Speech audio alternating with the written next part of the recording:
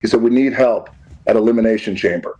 Ticket sales are a little slow. And that right there, folks, says it all with the WWE, or should I say TKO. WrestleMania 42 is no longer in Louisiana. This is something that was heavily promoted by the WWE, so much so that The Rock came out to Lil Wayne.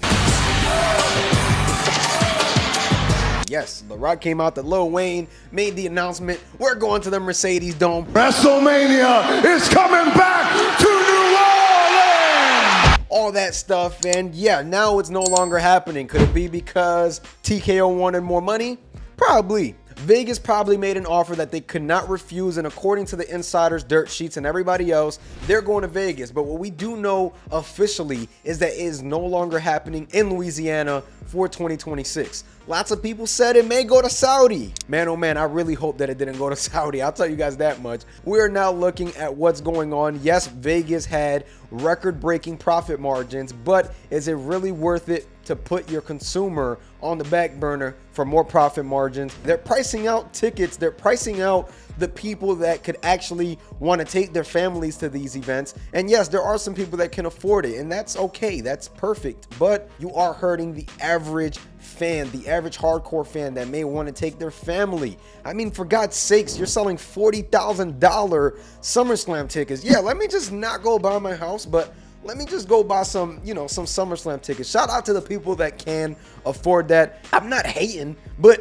$40K is a lot of money for a package, but you guys enjoy. But my whole point is with this is that it feels like they just don't care at this point, right? And it's mighty obvious. And what I mean by don't care is that they're just doing anything for profit. The Rock goes on Pat McAfee's show, and I'm going to get into The Rock a little bit. He goes on to Pat McAfee's show. He says, Ari Emanuel said ticket sales were low. I'm there. At the expense of a storyline. John Cena's heel turn has miserably failed because of an angle that was absolutely amazing that was not followed up on because The Rock knew that he wasn't going to be able to commit. He still wanted to do this angle, and that's just the number one example for me when it comes down profits over consumers, ticket sales over consumers. And that's just what it is right now with TKO and what it feels like. If you don't feel that way, that's completely fine. I'm entitled to my own opinion though, folks. And I know that there's going to be a lot of you guys that will go on ahead and defend this, then that's completely fine. You're entitled to your own opinion, but the truth of the matter is I don't feel connected, no emotion to what's going on in the WWE right now. You look at The Rock, he comes out in Atlanta, he counts to 3, not knowing what the hell that was gonna mean. Yeah, let me just count to 3. I can tell you right now though, man, I just don't get it. He comes out Monday Night Raw on Netflix as a face. Tells Cody, hey, thank you for carrying the company. Thank you for being such a great champion. Not even a year ago, they were beating the crap out of each other.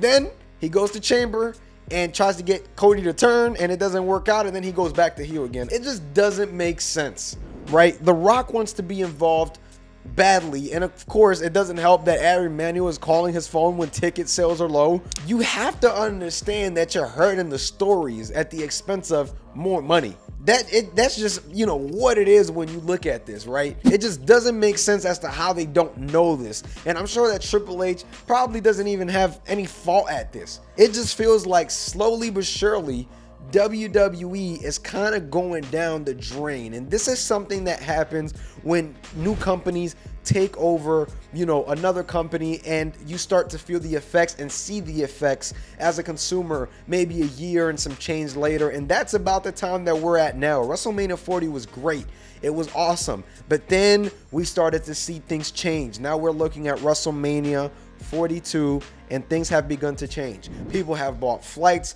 people have bought hotels. I mean, people have really went all out. And again, it's very early. People can probably cancel because of cancellation policies, but that is not the point. The point is people were excited to get this show in their city, in their state. Me personally, when WrestleMania went to Philadelphia, I lived in New York about 2 hours and some change away, and I was still happy because I knew that I was just a drive away from WrestleMania. That's all it was. I was just a drive away. So you look at all of this and you really start to think, hey man, what's going on? And the disconnect with the product, I know that I'm on the other side of that. There's people that are very much enjoying the product, and that's great. I'm happy for you. I haven't felt this way personally since 2018. It just feels like the WWE doesn't currently have a soul. They are just doing anything for money, and that's just what it is. Yes, TKO is a business. They're a corporation. That is the point. I get it. But not at the expense of your consumer. You need to also show that your consumers are important, because without us, you ain't nothing. Yes, they're doing well. Yes, a lot of what they're doing and the records that they're breaking is contrary to what I'm saying, but I know that I'm not alone on this boat. And just WrestleMania 42 is the latest example of how I feel. You know, I'm personally not going to Vegas. In fact, statistically, it had one of the lowest attendances in years, but the tickets were so expensive that it made up for it. It made crazy profit margins. Crazy.